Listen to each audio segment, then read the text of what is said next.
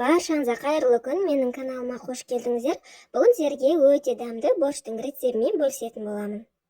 Ол үшін ең алдымен етімізді қазанға салып, асып пісіріп алатын боламыз.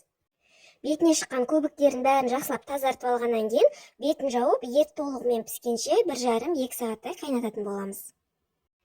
Етіміз піскенше сорпамызға қосатын картопты және капустаны турап аламыз.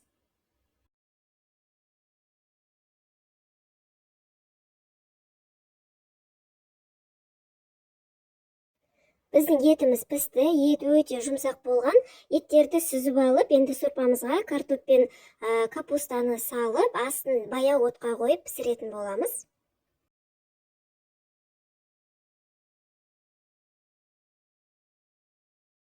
Енді кезекте біздің картопымыз піскенше бөлек табаға пиязды, сәбіз және қызылшаны қуырып алатын боламыз.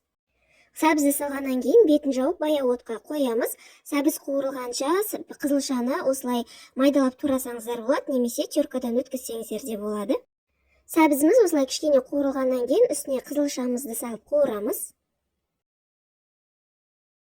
Үстіне томат салып, барлығын жақсылап араластырып, бетін жауып баяу отта қызылшамыз жұмсарғанша қуыратын боламыз. Қызылша қуырылғаннан кейін үстіне қайнаған су құйып, татымына қарай тұз салып, 10-15 минуттай баяу отта қайнатамыз.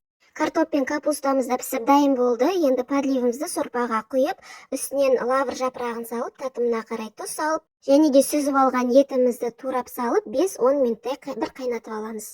Міне біздің борщ сорпамыз дайын болды. Видео сіздерге ұнаса лайк басып, каналыма тіркелуді ұмытпаңыздар. Назарларыңызға рахмет.